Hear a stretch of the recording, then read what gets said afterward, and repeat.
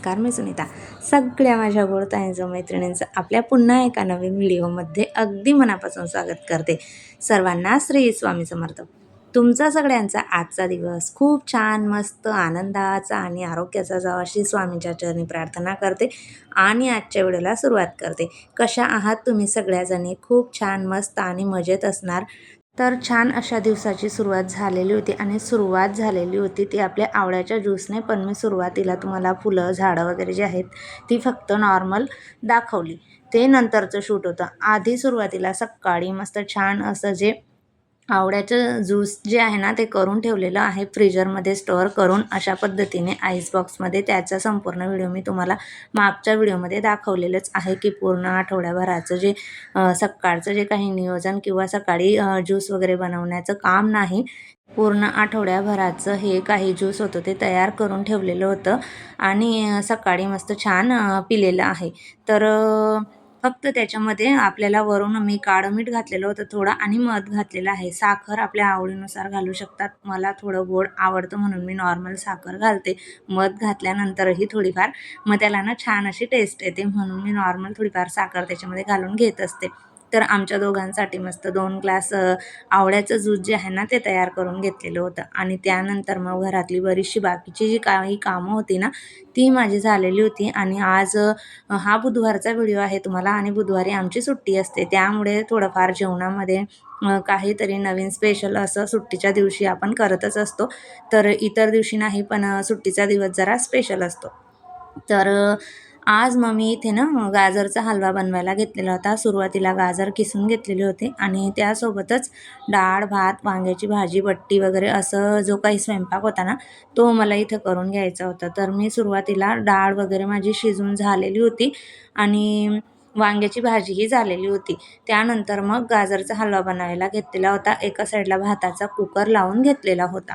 तर भात एका साईडला होत आहे, एका साईडला गाजरचा हलवा होत आहे आणि त्यानंतर मग मी इथं बट्ट्यांची जी काही कणिक आहे ना ती मळून घेतलेली होती. तर बट्ट्यांसाठी लागणारं पीठ मी माझ्या आईकडूनच दळून आणते एक ढोकळ्यासाठी आणि बट्ट्यांचं त्यांच्याकडे छोटी गिरणी असल्यामुळे मग मी दरवेळेस तिकडनं येताना बट्ट्यांसाठी जे लागणारं पीठ आहे ते आणि खमणचं, जेणेकरून सकाळी नाश्त्याचाही आपला व्यवस्थित छान बंदोबस्त आहे तो होऊन जातो. आणि ह्या पिठामध्ये मग मीठ, ओवा वगैरे, आपली बडीशोप, खाण्याचा सोडा थोडासा, असं थोडंफार तेल वगैरे घालून कणिक जी आहे ती मळून घेतलेली असते. हळद, असं जे काही साहित्य आहे डिटेलमध्ये व्हिडिओ बऱ्याच वेळेला शेअर केलेला आहे. तर आता म्हटलं फक्त शॉर्टकटमध्ये तुम्हाला जे आहे ना स्वयंपाकाचं तेवढं दाखवूयात. तर हलवा जो आहे तो होत आहे. त्याच्यामध्ये मी दूध घातलेलं आहे, साईसकट दूध घालते, कारण साईसकट आपण हलव्यामध्ये दूध घातलं तर त्याच्यामध्ये आपल्याला खवा वगैरे किंवा मावा टाकायची गरज काही पडत नाही आणि छान होतो.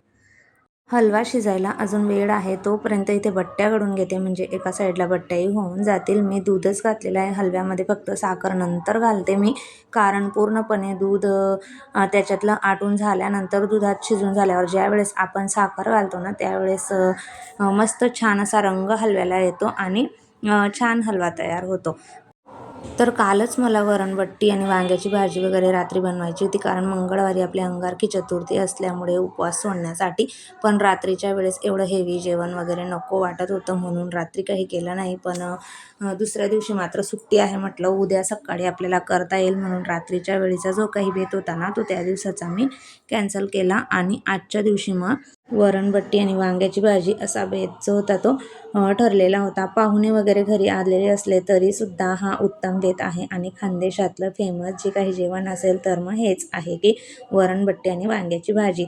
व्यवस्थित छान चाळणीला तेल वगैरे लावून घेतलं आणि त्याच्यामध्ये संपूर्ण बट्ट्या रचून घेतलेल्या होत्या आणि वरून झाकण ठेवून त्याच्यावरती थोडंफार वजन काहीतरी ठेवलं, म्हणजे आतली वाफ जी आहे ना ती बाहेर निघत नाही. 10-15 मिनटामध्ये मस्त छान अशा बट्ट्या वाफून होऊन जातात आणि तोपर्यंत एका साईडला इकडे गाजरचा हलवाही तयार झालेला होता. आणि आता हलव्याला फोडणी वगैरे देऊन घेऊयात, कारण फोडणी दिलेले जे काही आपले ड्रायफ्रूट्स असतात ना ते खूप छान मस्त लागतात. हलवा ज्यावेळेस आपण खातो ना, मनुके वगैरे अशा पद्धतीने तुपामध्ये मस्त तळून घेतलेले राहिले ना तर दाताखाली येताना खूप छान त्यांची चव येत असते.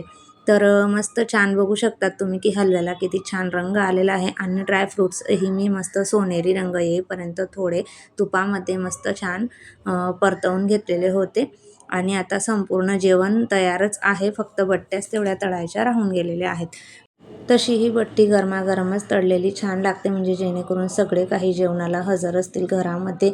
त्यावेळेसच असं जेवण बनवायलाच बरं वाटतं, कारण नंतर मग थंड झाल्यावरती ना बट्टी जितकी गरमागरम चव देते ना, तितकी थंड झाल्यावरती नाही आवडत. आणि आणि थोडीशी अशी कुरकुरीत गरमागरम बट्टी असली ना, तर मुलांनाही छान आवडते. नुसती खायलासुद्धा छान लागते, पण आम्ही वरणमध्ये चुरून जे आहे ना बट्टी खात असतो. तर बघू शकतात तुम्ही इथं घोटलेल्या वांग्यांची भाजी आहे. तेल मस्त छान सुटलेलं आहे वांग्याच्या भाजीला. आणि इथं डाळ आहे. डाळ आमच्या इकडे थोडी पातळ असते, कारण बट्टी चुरून त्याच्यामध्ये खाल्ल्यानंतर मग ती व्यवस्थित होतं, मग त्याचं प्रमाण म्हणून थोडी पातळ असते. डाळ, भात, गाजरचा हलवा, वांग्याची भाजी आणि बट्टी अशा पद्धतीने दुपारचं जे काही जेवण होतं ना, ते आमचं झालेलं होतं. लवकर जेवणाचं आटोपलं होतं, कारण बरेच दिवस झाले आमचा टी व्ही आहे ना, असं ब्ल्यू कलरचा पट्टा येत होता ज्यावेळेस आम्ही टी व्ही लावत होतो त्यावेळेस. पण खरंच हे काम इतकं रिस्की आहे ना, खूप जास्त रिस्की आहे. संपूर्ण टी व्ही अशा पद्धतीने खोलून ठेवलेला होता आणि त्याच्यामध्ये तुम्हाला पुढे दिसत आहेत ना, तसे पेपर होते. आणि आतमध्ये बघा असं चालू केल्यानंतर इतके सारे लाईट लागतात ना इथे, LED लाईट. तर दुपारचा पूर्ण दिवस त्या पसाऱ्यामध्ये गेला.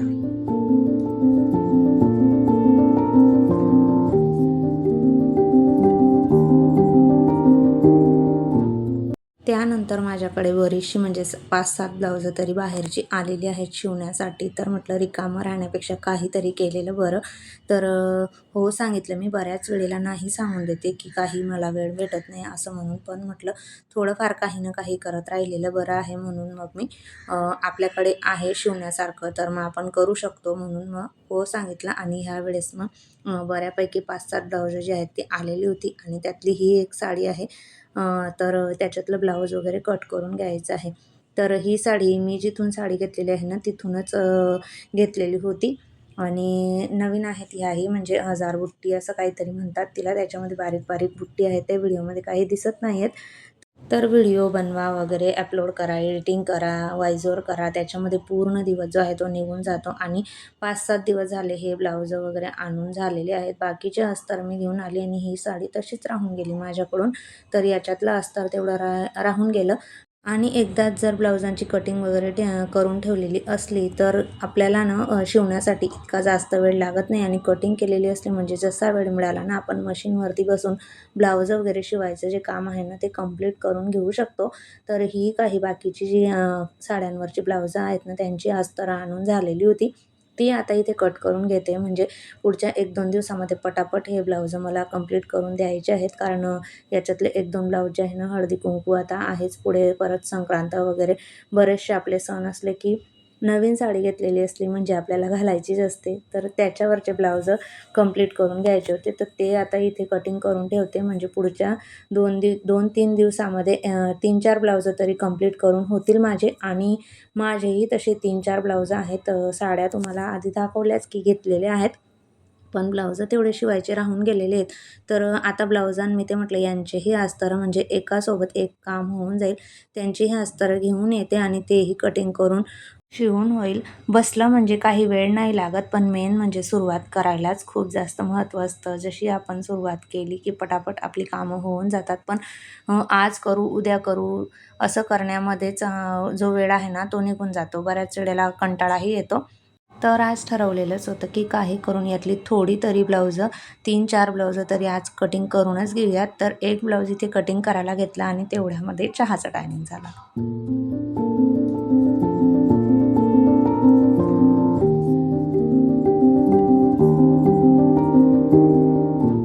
तर आता मस्त छान दुपारचा चहा जो आहे तो ठेवत आहे. आणि मस्त अद्रक वगैरे टाकून ज्यावेळेस चहा पितो ना, त्यावेळेस बाकीचे अजून 1-2 कामं आपल्याला करण्यासाठी उत्साह थोडा वाढतो, एनर्जी भेटून जाते थोडी. तर चहा जोपर्यंत उकळत आहे तोपर्यंत रिकामं राहण्यापेक्षा आपली भांडी आहेत दुपारची, खूप जास्त भांडे होते माझे. बाकीचे मी असेच इकडच्या ओट्यावरती ठेवलेले होते. तर ते बाकीची जी काही सुकून गेलेली भांडी होती ती सगळी आता जोपर्यंत चहा होत आहे तोपर्यंत अशी छोटी मोठी कामं आहेत ती होऊन जातात. तरी ते आता ती भांडे लावून घेत आहे. कारण चहा पिल्यानंतर परत भांडी निघतात आणि मग ती परत घासा भांड्यांपासून काही सुटकारा नाही आहे दिवसभर. बऱ्याच वेळेला बरीचशी भांडी निघतच असतात. मुलं घरात असले की परत त्यांचं थोडं थोडं का होईना त्यांचं सतत खाणं पिणं वगैरे. आवळे आणलेले आहेत 1 किलो. मागच्या वेळेस मुरब्बा केलेला होता, इतका शिल्लक राहिलेला आहे. स्टोअर करून ठेवते म्हटलं, कारण चांगला असतो आणि नंतर महाग पण होऊन जातात आवळे, त्यामुळे परत पुन्हा बनवायचा आहे आणि घरात सगळ्यांना आवडतो. आता हे स्वच्छ धुवून घेते आणि मग याचा परत मुरब्बा वगैरे करून ठेवेल. आणि मेथीही आणलेली होती सोबतच. छान मस्त कोवळी होती मेथीही. छोटी छोटी पानं होती अगदी. अशी मेथी ना चांगली असते, तर ज्याची छोटी छोटी पानं असतात ती. तर आता आवळ्याचा जो मुरब्बा आहे ना तो करून ठेवणार आहे, कारण पुढचे काही दिवस आपल्याला कामाला येईल. आणि आधीचा 1 किलोचा बनवलेला होता तो संपायला आलेला आहे, थोडाच आहे शिल्लक. तर आता म्हटलं थोडाफार बनवून ठेवूया, म्हणजे सीझनमध्ये आवळे स्वस्त मिळतात आपल्याला, इतर वेळेस जरा महाग भेटतात. तर स्टोअर करून ठेवायला काही हरकत नाही. चहा वगैरे घेतला आणि लगे हात मी मेथी निवडून ठेवलेली होती, कारण तशीच वरती जर राहिली तर तिचे पानं थोडे हे होऊन जातात, कोमेजून जातात. नाही तर मग फ्रीजमध्ये ठेवली तर ती थोडी पचपचीत होऊन जाते. तर छान निवडून मस्त आपण कॉटनच्या कपड्यामध्ये गुंडाळून डब्यामध्ये जर व्यवस्थित स्टोअर करून ठेवली तर मेथी 5-7 दिवस तरी छान राहते. थोडी मी पाणी बनवण्यासाठी ठेवलेलं आहे रात्रीच्या वेळेस. मेथीचं पाणी सूप जे आहे ना ते बनवणार आहे मी, त्यासाठी वरती ठेवलेली होती. इथं आमचा अभ्यास चालू आहे, बघू शकतात तुम्ही. हे दाखवण्याचं कारण फक्त एकच की व्हाईट बोर्ड जर घरात असला तर मुलांना अशा पद्धतीने सम्स वगैरे सोडण्यासाठी जरा सोपं पडतं आणि मदतही होते. म्हणून म्हटलं एकदा दाखवावं की याचाही फायदा मुलांना होत असतो. संध्याकाळ तोपर्यंत झालेली होती आणि ब्लाउजांचा जो काही पसारा होता ना माझ्या बेडरूममध्ये तो संपूर्ण तसा पडलेला होता. संपूर्ण ब्लाउज मी ते कट करून घेतलेली होती. आता माझा जो काही पसारा आहे ना सगळ्या घरामध्ये पडलेला तो मी इथे आवरून घेणार आहे.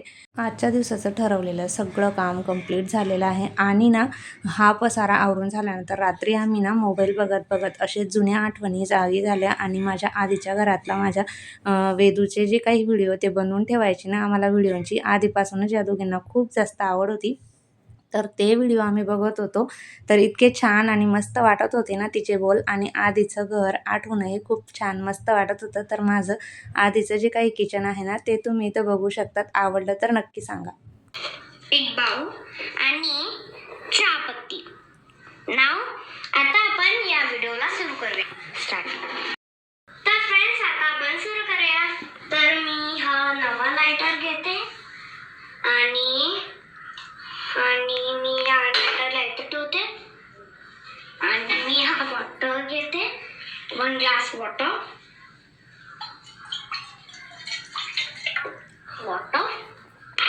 आणि मग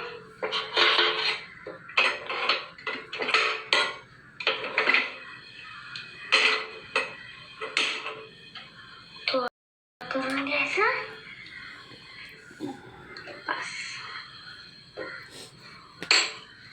अँड नाव याच्यामध्ये टाकायची साखर 3 चम्मच,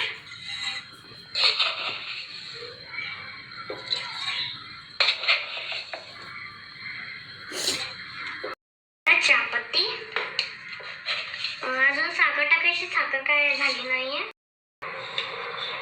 ते पण बरोबर चम्मच 1 मग 2, हे 2 झाले. बघा कशी हे झालीये. आता थोडंसं उकळू द्यायचं, फर्स्ट फ्लेवर दुसरं चालू वरती आली आहे. वरती आपल्याला गॅस कमी करायचा आहे. तितका चहा तुमचा खूपच छान होईल. बापरे. म्हणून 5 का 10 मिनिटं आता असं राहू द्यायचंय कमी गॅसवर, मग चहा होईल. बघत राहा. तर अशा लहानपणाच्या आठवणी ज्या आहेत ना त्या बघायला आपल्याला खूप छान आणि मस्त वाटतं. तर आम्हाला तितकंच कौतुक आणि तिचा आवाज ना ऐकायला खूप जास्त छान वाटत होता म्हणून तुमच्यासोबत शेअर केलं. तर कसा वाटला व्हिडिओ कमेंट करून नक्की सांगा. सोबतच नेहमीप्रमाणे आवडला असेल तर लाईक करा, शेअर करा. पहिल्यांदा बघत असाल तर प्लीज आपल्या चॅनलला सबस्क्राईब करा आणि आपले असेच रोज येणारे नवनवीन व्हिडिओ बघत राहा. भेटूया उद्याच्या नवीन व्हिडिओसोबत. तोपर्यंत सर्वांना बाय आणि सर्वांना श्री स्वामी समर्थ.